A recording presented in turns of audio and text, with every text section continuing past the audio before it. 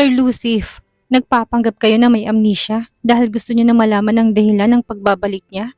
O dahil gusto niyo magpa-treatment nang hindi bumababa ang pride niyo? Nakangising sabi ni Kurt. Nauubos ng pasensya ko sa'yo, ani Lucifer na hinampas ng folder ang secretary. Kung nagsinungaling si Miss Rose, nagsinungaling din kayo. Patas lang. Sinong amo mo't nagpapasweldo sa'yo? Napakamot sa ulo si Kurt. Basta tumahimik ka dyan, dalahin mo kami sa bagong villa na binili ko. Magpapahinga ako ng 1 buwan. Lahat ng kailangang papeles sa ikaw ang magdadala. Kapag may importanteng nangyayari sa opisina, ipaalam mo kaagad sa akin. Wow, pahinga ng 1 buwan. First time po yan, mula na magtrabaho ako sa inyo. Pero deserve niyo pong magbakasyon at para mabigyan ng oras ang treatment niyo. Kailangang mapalapit siya sa akin para malaman kong mga tinatago niya. Napansin niya ang lihim ng ngiti ni Kurt. Sige po, Sir Lucif. Kaso, baka po ang tinatago niyong feelings ang mabunyag. Tumigil ka ng panunukso. Pero, convincing ba ang acting ko? Opo, napaka-convincing. Anitong nag-thumbs up pa. Halatang in love pa din kayo sa ex ninyo. Dugtong nito. Lumayas ka na nga sa harapan ko. Taboy niya. Nga pala, pasundan mo si Rosalie kung saan pupunta ngayon. Makalipas ang 2 oras ay nakabalik si Rosalie sa ospital. Nadat na niyang nakahiga si Lucif at gising pa. Bakit gising ka pa? Hinihintay kita. Saan ka galing? Tanong niya. Kinatatay lang. Naligo at kumuha ako ng ilang gamit. Matulog ka na para lumakas ka. Nakatingin na sila ni Kurt. Tumunog ang tablet na hawak ng secretary at inabot dito. Dumating ang report ng inutusan nilang magmamanman kay Rose. Teka, bawal pang magtrabaho si Lucif. Anitong inagaw ang tablet. Bali silang 3 ang may hawak. Umiilaw ang tablet. Nagpadala ng pictures ang inutusan nila. Mabilis ang kamay na hinila to ni Kurt. Tama po, hindi dapat kayo magtatrabaho pa. Ako na pong sasagot sa emails. Anang secretary. Malalim ng gabi, tulog na si Rosalie at nakahiga sa folding bed para sa bantay. Inabot ni Kurt ang tablet. Galing nga si Rosalie sa bahay ng ama. Wala tong ibang pinuntahan. Nakuhanan din ng pagkarga nito sa batang malamang ay ang anak nito at ni Carlo. Nakatalikod ang batang babae sa larawan. Tila piniga ang puso niya. Bakit iniwan ni Rosalie ang asawa? Nagkaroon kaya ng problemang dalawa? Wala siyang makuhang impormasyon maliban sa may malaking problema sa negosyo si Carlo. Totoo bang nakikipagbalikan si Rosalie sa kanya? Wala na itong babalikan. Ipapamukha niya dito na mali ang desisyon nito na ipagpalit siya sa iba. Makikipaglaro na muna siya dito. Ayon sa investigasyon ay mag-isa itong umuwi kasamang anak. Malamang ay mamalaking alitan ng mag-asawa. Gagawin pa siyang panakit butas. Nakalabas na ng ospital si Lucif. Diretso sila sa villa upang makapagpahinga at magpagaling. Nakarating sila matapos ang 2 oras na biyahe. Sa harap ng villa ay may isang malawak na terasa na tanaw ang mga luntiang halaman at matataas na puno.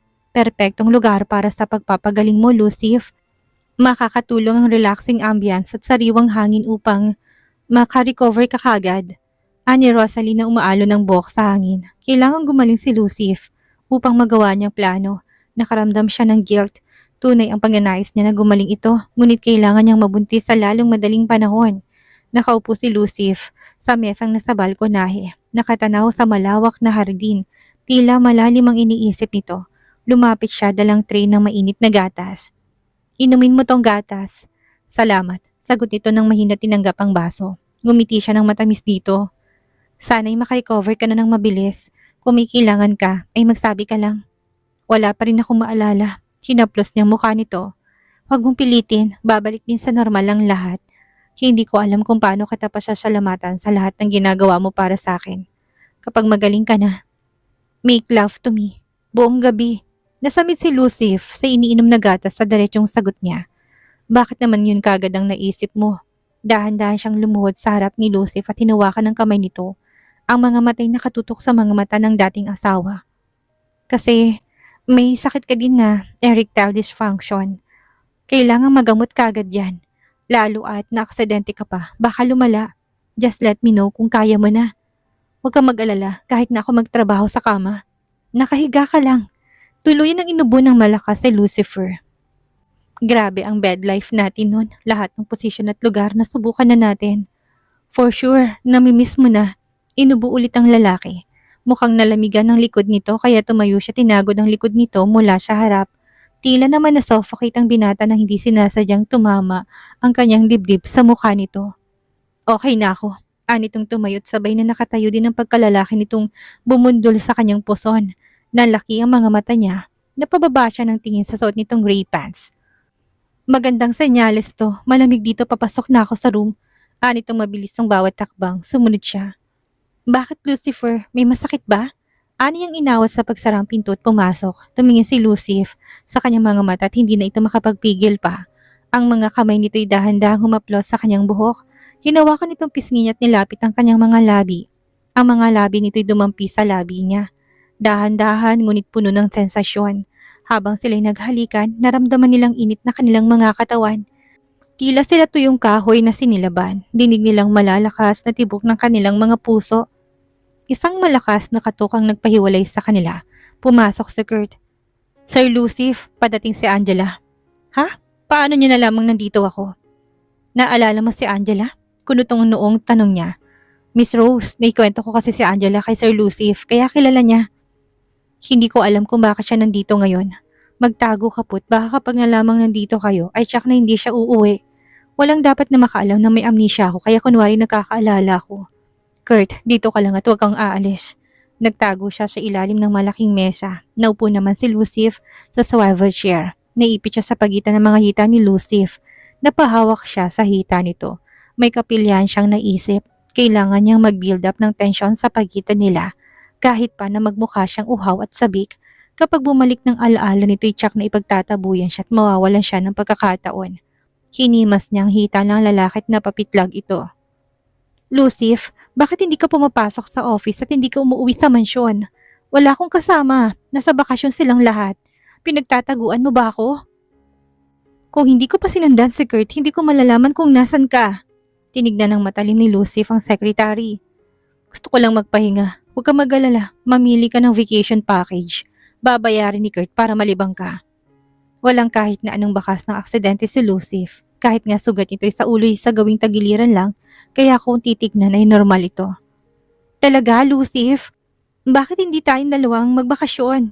Kesa magkulong ka sa villa, anang babae na kumislap ang mga mata. Busy Sir Lucifer at madami siyang gagawin. Umuwi na po kahit bumalik sa ibang araw, salo ni Kurt nang hindi makapagsalitang amo. Paano'y sinapo niyang pagkalalaki nito tinimas? Tumitigas naman sa simpleng hipo niya lang. Bakit ayaw daw nito na lumaban sa ibang babae? Baka hindi magaling ang mga babaeng yun. Talagang ginagalingan niyang bawat performance noon. Kulang na lang ay tumambling siya dahil sa ganung pagkakataon lang siya nilalapitan ni Lucifer. Pwede ka bang makausap ng sarilinan? Teka, bakit namumulang mukha mo? Hindi pa rin makakibo si Lucifer. May lagnat ka ba? Akmang lalapit ang babae upang salatin ang noon nito. Stop! Hanggang diyan ka lang. Huwag kang lalapit. Wala akong lagnat. Lucifer, sabi ko na nga ba, you're falling for me again. Nagbablush ka dahil nakita mo ko. At last, napatawad mo na ako sa nagawa ko noon. Sabi sa'yo, papatunayan kung ikaw lang ang mahal ko. Ang lalaki nakita mo noon ay fling lang. Kaya ka ba lumayo para mag-isip? Anitong yumuko upang lumantad ng cleavage. Nahuli pala to ni Lucifer na nanlalalaki kaya hindi natuloy ang kasal. Bigla siyang nakaramdam ng awa sa dating asawa. Pero at least nalaman itong tunay na kulay ni Angela bago matali. Kapag nakaalala na si Lucifer, isasabihin niyang hindi itong nagdikta sa buhay nito upang makawala na sa obligasyon sa babae. Bubuksan niyang zipper ng pantalon ng awati ni Lucifer ang palad niya. Ngunit tinuloy niya pa rin hanggang sa tapakin nito ang kanyang kamay. Tumunog kaya nagulat ang babaeng kaharap. Malamok dito, Angela. Let's talk some other time. Umalis ka na. I'm not feeling well. Anitong tumayo na't dinampot ang jacket upang itagong harapan. Lucifer, kumain na muna tayo. Promise, hindi na kita guguluhin. Magbabakasyon ako. Mag-dinner na muna tayo sa labas. Umalis ang dalawa. Isang salita lang ni Angela na papasunod si Lucifer. Habang naghihintay siya sa pagdating ni Lucifer, mula sa dinner nila ni Angela ay nakaupo siya sa sofa. Ang mga mata ay nakatuon sa pinto. Ang malamlam na ilaw sa kisame ang nagsisilbing liwanag sa living room. Sa bawat mintong lumilipas, nararamdaman niyang nagiging mas magulo ang kanyang isipan. 2 oras na hindi pa bumabalik ang dalawa. Mukhang nag-enjoy. Madaming eksenang sumusulpot sa kanyang isipan. Nilalamon ng selos ang kanyang puso kahit na alam niyang wala siyang karapatan. Pagkatapos ng ilang oras na tensyon, narinig niya ang tunog ng kotse ni Lucif. Mabilis na kumabog ang kanyang puso at ang kanyang mga mata ay kaagad na tumutok sa pintuan. Nang bumukas ito, pumasok si Lucif na may dalang mga bag ng pagkain. Rosalie, bati nito, may ngiti sa labi. Pasensya na't ang tagal. Nalibang si Angela na mag-shopping sa kabayanan. Shopping? Bulong niya sa sarili. Mabilis siyang tumayo mula sa kanyang upuan. Sinubukang magmukhang kalmado. Akala ko hindi ka na uuwi. Napasarap ang kwentuhan niyo ni Angela. Biruin mo, 2 oras mahigit. Tumawat na ng kontit naglakad patungo sa kanya. Makulit lang talaga si Angela. Hindi ko kaya magtanggal na hindi makakauwi sa'yo at hindi ka nakikita. Talaga ba? Ani ang pinigil ng pagtaas ng kilay. Nag-aalala ka ba? Tanong ni Lucif. Habang nilalapag ang mga bag ng pagkain sa mesa, gumiti siya tumiling. Kahit na may bahid ng pag-aalala pa rin sa kanyang mata. Hindi naman, inaalala ko lang na hindi ka pa lubusang magaling. Baka sumakit ang mga sugat mo. Tuminto sa kanya ng seryoso. Nilagay ang kamay sa kanyang balikat. Nagsiselos ka ba kay Angela? Umiling siya. Huwag kang magselos dahil kahit wala akong maalala, ay alam ng puso ko na ikaw ang nasa loob nito. Sa mga sandaling yun, inaramdaman niyang kapayapaan ng kalooban. Yumakap siya dito. Ilang panahon lamang niya itong makakasama, kaya dapat niya nang sulitin ng mga sandali. I miss you so much, Lucif. Ani ang namasa ang mata. Ilang oras lang akong nawala, miss mo na ako kagad. Naramdaman niyang halik nito sa kanyang noo. Oo, walang oras na hindi kita na-miss. Ani ang totoo. Lalo kapag nakikita niyang kanilang anak na pinasunod niya kay Lena. Titira na muna ang mga ito sa isang hotel na malapit habang nasa villa siya. Hindi rin niya kayang malayo dito. Kumain na tayo, bumili ako ng pagkain, sana'y magustuhan mo. Kumuha ito ng plato at nilagay ang mga biniling pagkain. Panay ang lagay ng kanin at ulam nito sa kanyang plato, biglang tumunog ang cellphone niya. Tumatawag si Carlo, nakita ni Lucif ang pangalan nito. Sino si Carlo? Tanong nito. Naging malikot ang kanyang mga mata. Kaibigan ko si Carlo. Ano yung saglit na tumigil ang tibok ng puso. Totoo namang kaibigan niya lang ito. May kinakaharap na malaking problema sa negosyo si Carlo. Ayaw niya makadagdag sa problema. Nagkausap sila bago siya umalis at nangako ito na susunod. Kahit natutulto sa pagbalik niya sa bansa, hindi niya nagpapigil. Kaibigan mo pala, bakit ayaw mo sagutin ng tawag? Baka may importanteng sasabihin. Mamaya na, kumain na muna tayo. Ani ang umiwas ang tingin sa kaharap. Tumahimik si Lucif. Medyo nagdilim ang mukha nito, mukhang nakaramdam. Kailangang maalis ang anumang pagdududa nito. Honey, nagsiselos ka ba? Kaibigan ko lang si Carlo, maniwala ka. Naniniwala ko, ayoko lang na may ibang kumukuha ng atensyon mo. Sus, walang makakatalo sa'yo sa puso ko. Aniya, nakakatuwang maari siyang maging tapat sa ganitong pagkakataon na walang naalala si Lucif. Ilang panahon lamang to. Bakit nga ba hindi na lang siya maging tapat? Magulo at madadamay pang anak niya. Alam niya sa piling ni Lucif ay walang katiyakan. Ayaw sa kanya ng pamilya nito, lalo malamang na kapag nabunyag na may anak sila ni Lucif. Idagdag pa si Angela na alam niyang handang pumatay makuha lamang ang gusto. Saka tahimik na sila sa abroad. Kung hindi nga lamang nagkasakit si Zara, wala silang makitang perfect match ay may malaking komplikasyon kapag hindi na-related ang donor. Isang kapilyahan ang naisip niya upang madistract si Lucif at nakaupo sa kanyang harapan. Malitang table kaya naipatong niyang paa sa hita nito. Ang isang paa ay humihimas. Inangat niya ang pati pinatong sa malapit sa bukol na shorts nito. Walang pagtutol mula dito tuminom pa nga ng kape hanggang sa ipatong na niyang paa sa mismong pagkalalaki nito. Natigil sa ere ang kapeng iniinom ni Lucif nang idiin niya ng konti ang paa upang mas maramdaman ng nagagalit itong sandata. Napangiti siya nang mapansin ng paggalaw ng Adam's apple nito at bumibilis ang paghinga. Bigla itong tumayo at lumabas ng bahay. Medyo mainit, magpapahangin lang ako. Anitong tila baradong lalamunan na magsalita. Sumunod siya at nakitang nakaupo ito sa damuhan, tumabi siya sa lalaki. Sinandig ang ulo sa balikat nito. Malamig ang simoy ng hangin at tanging tunog ng insekto lamang ang madidinig. Sana ganito na lang sila kasamang kanilang anak. Hindi niya na napigil ang sarili. Isang galawang ginawa niya upang maitulak ang lalaki at mapahiga sa damuhan. Agad niya itong sinakyan.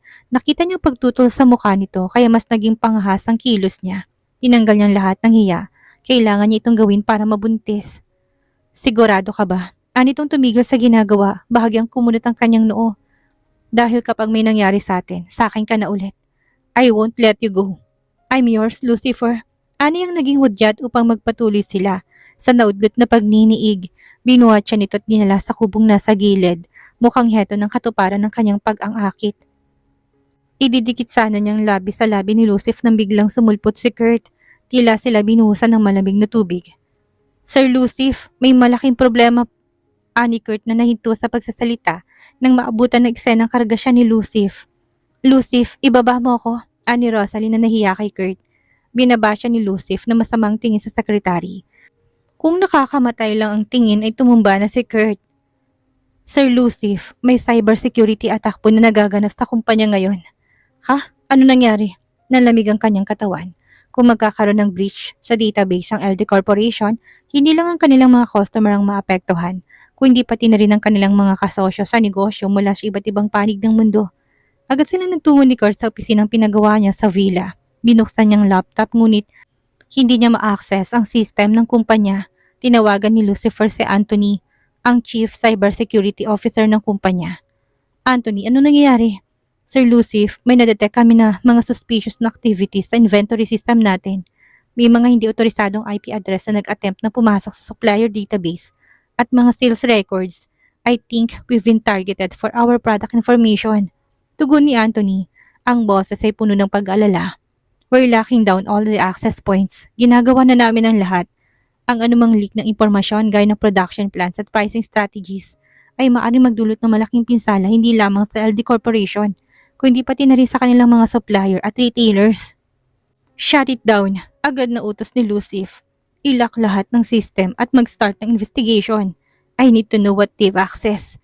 Ilang oras ang lumipas nang pag-alaman nilang mga attackers ay gumamit ng isang phishing attack upang makuha ang login credentials na isang empleyado mula sa logistic department. Lucifer, good news, sabi ni Anthony.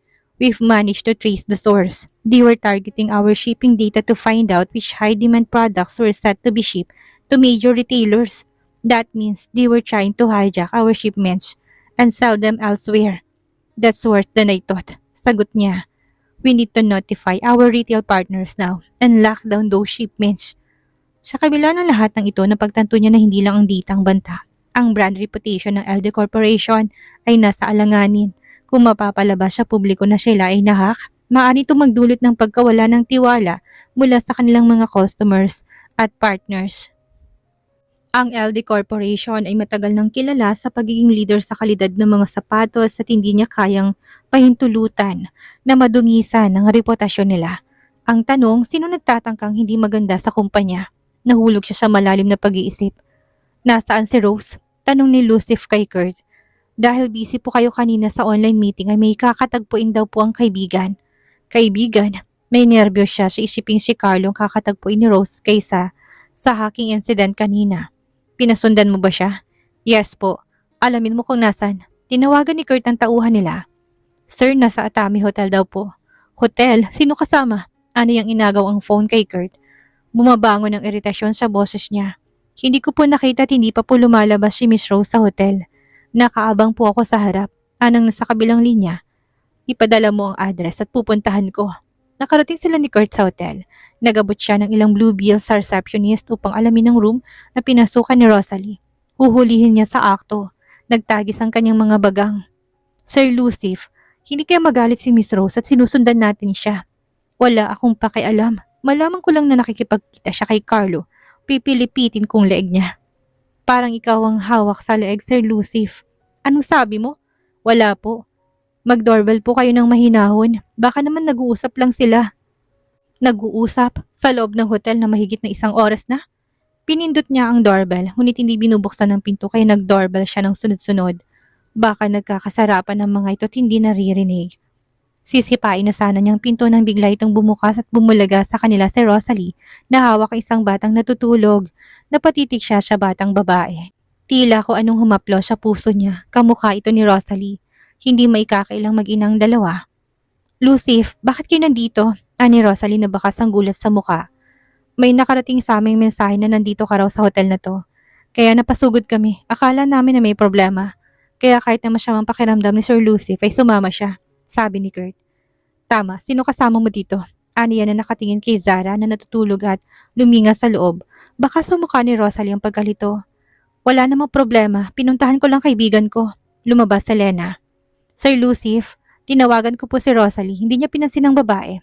Sinong batang ito? Ani ang nakatitig sa batang mahimbing, maamong mukhang natutulog sa bisig ni Rose. Sa pagkakatong yun ay may bumangong pagdududa sa kanyang puso. May malaking tanong sa isip niya. Paano kung siyang ama ng batang ito? Ibang pakiramdam niya. Nagmamadaling lumayo si Rose at ipinasok sa kwarto ang bata.